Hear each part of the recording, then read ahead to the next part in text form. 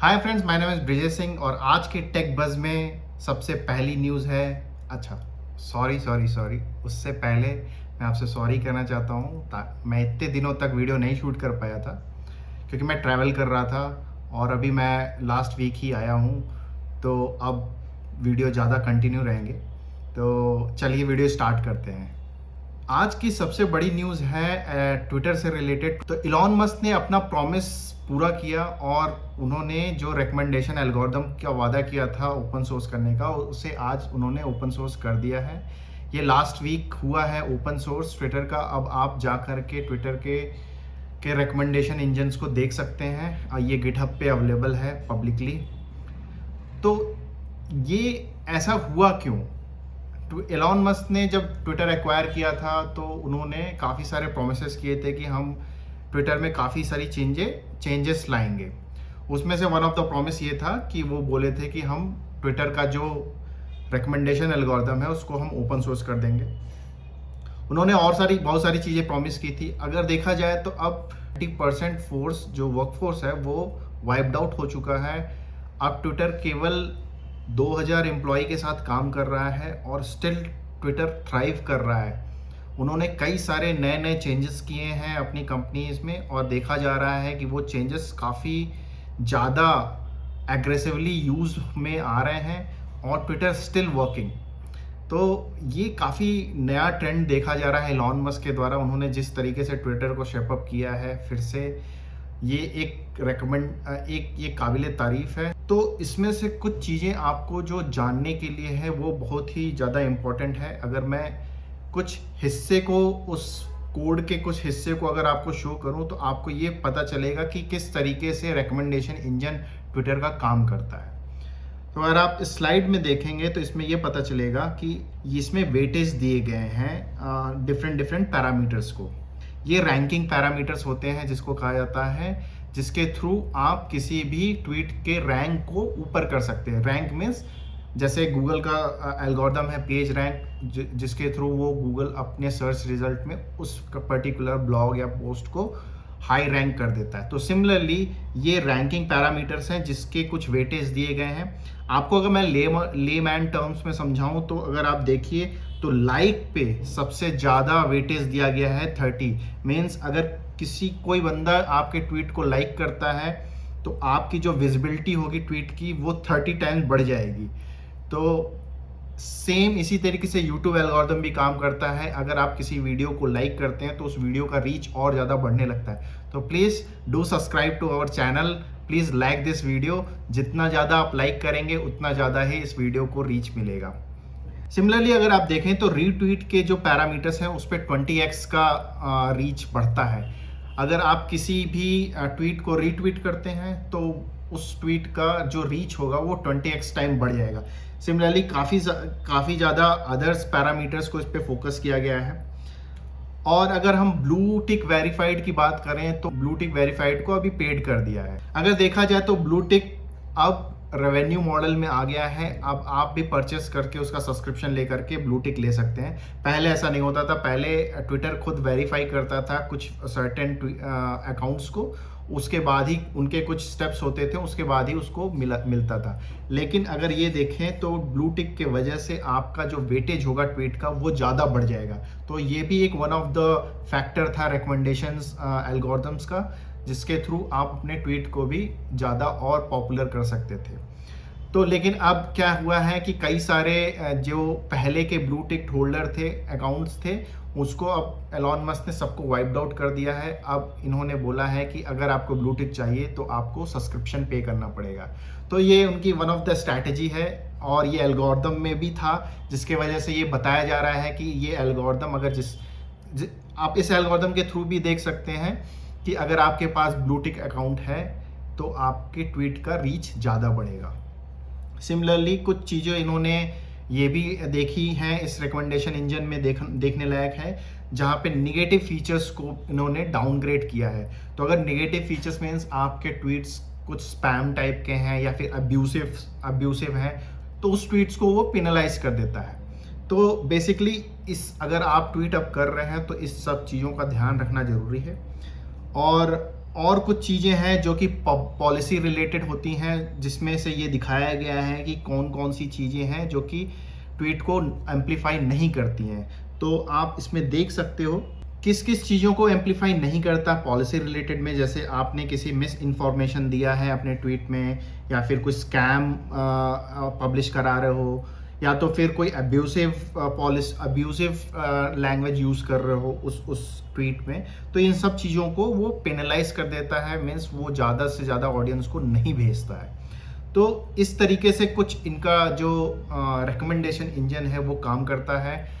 अब इन्होंने जो ओपन सोर्स कर दिया, क्यों इन्होंने ओपन सोर्स कर दिया, इसका एक रीज़न, सिंपल रीज़न था उनको ओपन सोर्स करने का। ये ट्रांसपेरेंसी देख रहे थे, ट्रांसपेरेंसी होना चाहिए, ये सोच रहे थे कि ट्विटर में अब ट्रांसपेरेंसी हो। जब ये ट्विटर को खरीदने से पहले भी इस बात को काफ़ी ज़्यादा वो बोल चुके हैं। तो अब ट्रांसपेरेंसी लाने के लिए इन्होंने इसको ओपन सोर्स कर दिया है। ये गिटहब पे ऑलरेडी अवेलेबल है, मैं आपको डिस्क्रिप्शन में लिंक भेज दूंगा गिटहब का, तो आप वहाँ पे जाके चेकआउट कर सकते हैं। अब इससे फ़ायदा क्या होगा? इससे फ़ायदा बहुत बहुत होने वाला है। अगर कोई बंदा, अगर कोई डेवलपर अपना खुद का स्टार्टअप खोलना चाहता है और कुछ चीज़ें वो वेरीफाई करना चाहता है कि क्या क्या चीज़ें हम रिकमेंडेशन इंजन में डाल सकते हैं, वो अब उसके पास एक रिसोर्स अवेलेबल है जिसके थ्रू वो ये काम कर सकता है। मैं जब ये कहता हूँ रिसोर्स अवेलेबल है, तो आपको एज इट इज़ सारे चीज़ को तो उठाना नहीं है, लेकिन आपके फैसिलिटी के हिसाब से, आपके रिकमेंडेशन के हिसाब से आप उस चीज़ को ऐड ऑन कर सकते हैं।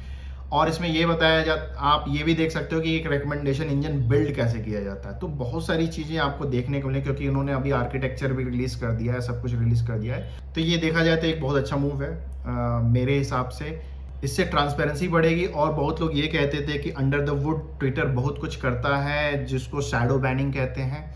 वो बहुत सारे ऐसे ट्वीट्स को शैडो बैन कर देता है। तो इसमें आपको पता चलेगा किस ट्वीट्स को शैडो बैन किया गया है और वो किस तरीके से शैडो बैनिंग की जाती है। इसी तरीके से आई थिंक यूट्यूब में भी कभी कभी होता है कि आपको रीच नहीं मिल पाती है, तो ये भी एक तरीका होता है शैडो बैनिंग करने का। ये कई चीज़ों को इन्फ्लुएंस करके किया जाता है। इस एल्गोरिदम में एक एस्पेक्ट्स और था जिसको फैसिलिटी दी गई है गवर्नमेंट से रिलेटेड। तो गवर्नमेंट अगर किसी ट्वीट को अगर बैन करना चाहता है या फिर उसको ज़्यादा प्रमोट नहीं कराना चाहता है, तो वो उस अपने एक उनका क्लास है, गवर्नमेंट क्लास है, जिसमें आप उस चीज़ को बता सकते हैं और वो ट्वीट बैन कर दिया जाएगा या फिर आगे उसको हटा दिया जाएगा। अगर देखा जाए तो इस चीज़ों का भी काफ़ी मिसयूज़ होता आया है। तो अब ये सारी चीज़ें ओपन सोर्स हैं, तो इससे ये पता चल जाएगा कि गवर्नमेंट एक्चुअली में किसी ट्वीट को इन्फ्लुएंस कर सकता है या नहीं कर सकता है। ये आप इजीली पता कर सकते हो। अच्छा, ओपन सोर्स का एक और फ़ायदा होता है कि आपके पास एक कमांड मिल जाता है किसी भी चीज़ को देखने का, और आप अगर आपको चाहिए कुछ चीज़ें उसमें ऐड ऑन करने को, तो आप ऑब्वियसली कंट्रीब्यूट कर सकते हो। ये जो ओपन सोर्स कंपनी होती है उसका टेक होता है कि उस चीज़ को वो लेगी कि नहीं लेगी।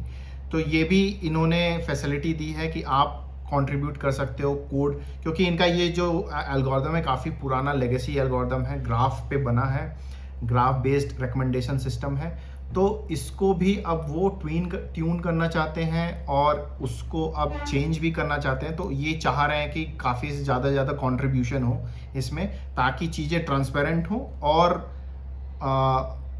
इसमें जो नए नए फीचर हैं वो भी आ सकते। दूसरी न्यूज़ है सैमसंग से रिलेटेड। सैमसंग ने अभी रिसेंटली चैट जीपीटी को अपने डेवलपर को एक्सेस दे दिया था। उन्होंने बोला था कि जो भी सेमीकंडक्टर का यूज़ केस है, जो भी एरर फाइंडिंग होती है, आप इससे चैट जीपीटी के थ्रू डिबग कर सकते हो। लेकिन हुआ क्या कि जब डेवलपर ने उसको यूज़ करना चाहा, तो उन्होंने कुछ ऐसे सेंसिटिव इंफॉर्मेशन थे वो चैट जीपीटी को दे दिए। और होता क्या है कि ये जो चैट जीपीटी है वो जो इंफॉर्मेशन जो आप शेयर कर रहे हो, जो क्वेश्चन करते हो, जो फीडबैक मिलता है, उससे वो रीट्रेन करता है अपने मॉडल को। और तो हुआ क्या कि उन्होंने अपने कुछ सेंसिटिव डेटा को चैट जीपीटी को दे दिया। अब वो चैट जीपीटी के पास चला गया है। इससे काफ़ी ज़्यादा सैमसंग में हड़कंप मची हुई है और ये काफ़ी प्रॉब्लमेटिक भी है। प्रॉब्लमेटिक इसलिए है कि अगर किसी भी टेक्नोलॉजी के पास आपका सेंसिटिव इंफॉर्मेशन है तो वो उसको मिसयूज़ भी कर सकता है। कई सारी चीज़ें हो सकती हैं। लेट्स से फॉर एग्जांपल मैं आपको एक एग्जांपल देता हूँ। जैसे जीपीटी मॉडल होते हैं, ये आपके ही फीडबैक को लर्न करते हैं और आप जो भी इनपुट देते हैं उसी से वो लर्न करते हैं अपने मॉडल को। अब लेट्स से इनका कोई पेटेंट हो, मान लो किसी कंपनी का कोई पेटेंट हो और पेटेंट का कोड है, उस कोड को ही उन्होंने कह दिया कि ठीक है इसको डीबग करके देखो, हमें डीबग करना है। तो क्या होगा कि वो जो कोड होगा वो चला जाएगा जीपीटी के ट्रेनिंग मॉडल में। ठीक है, अब ये तो आपका पेटेंट कोड था, आप इसको एक्सपोज नहीं करना चाहते थे बाहर, मे बी कुछ सिक्योरिटी का रीजन भी था इसलिए एक्सपोज नहीं करना चाहते, लेकिन अभी चैट जीपीटी ने इसको लर्न कर लिया है।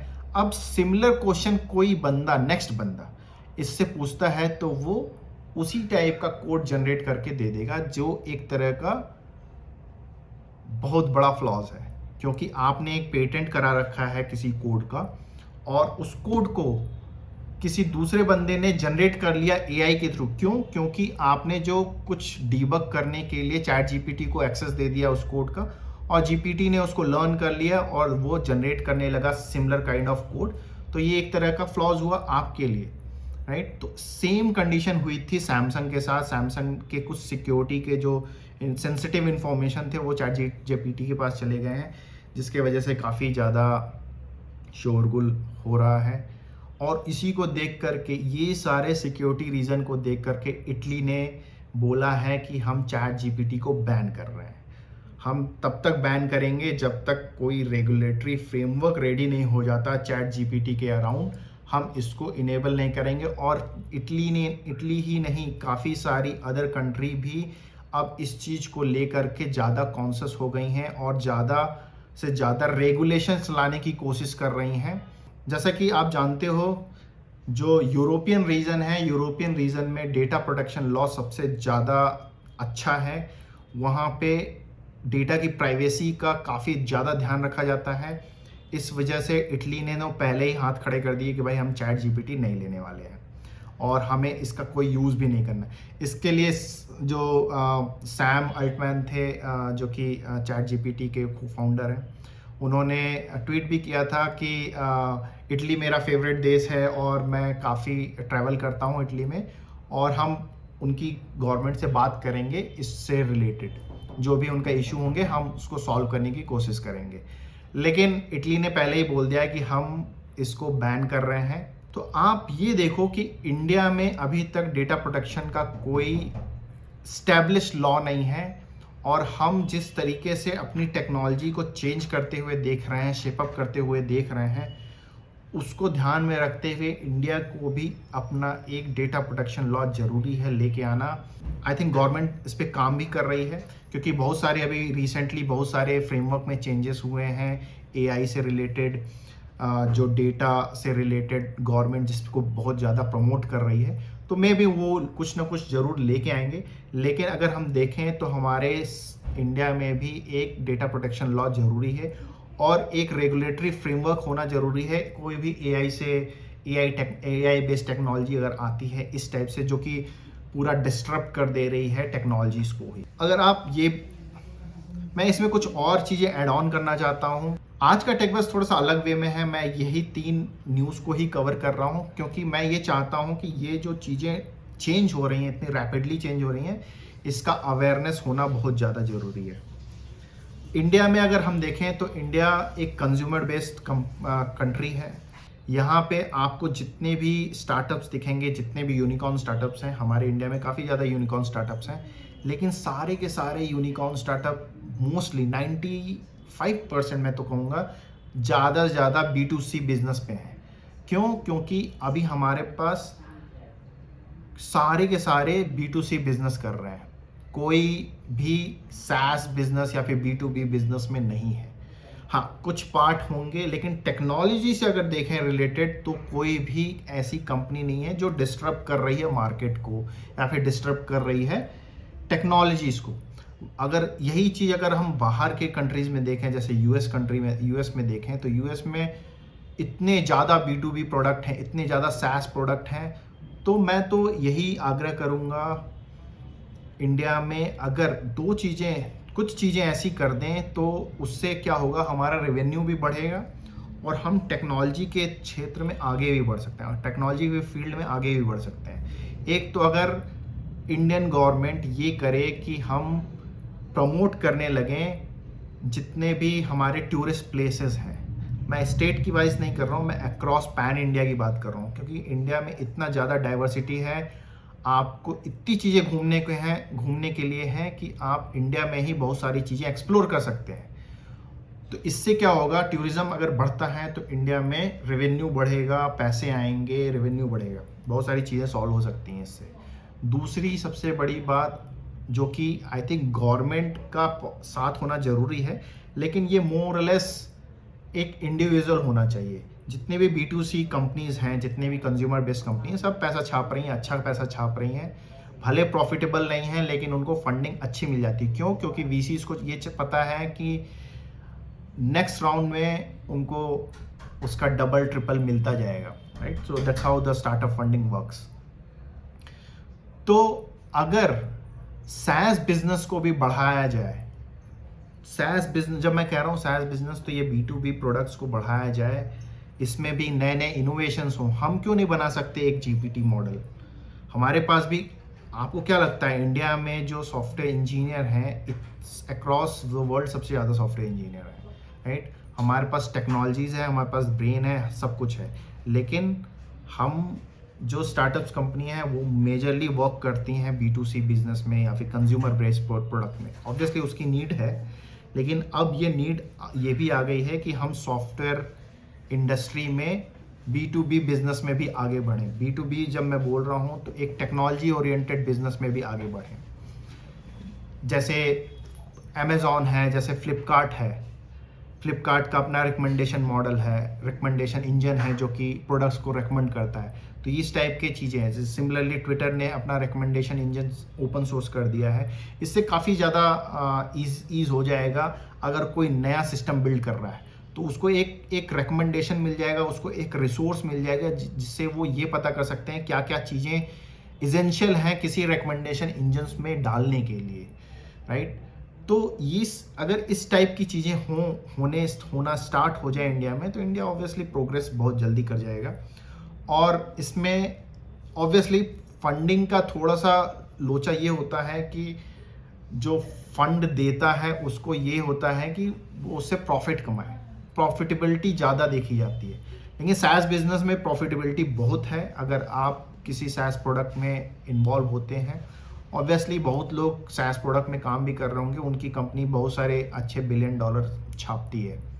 तो अगर गवर्नमेंट SaaS बेस्ड प्रोडक्ट को भी थोड़ा सा हेल्प करे, प्रमोट करे, थोड़ा सा उस पर फंडिंग ज़्यादा रेस करे रादर देन जो कंज्यूमर बेस्ड प्रोडक्ट हैं उस पर देने से प्रॉफिटेबिलिटी थोड़ी सी जाएगी। लेकिन अगर ये एक इकोसिस्टम डेवलप हो जाता है तो ये लॉन्गर रन के लिए काफ़ी ज़्यादा बेनिफिशियल होने वाला है।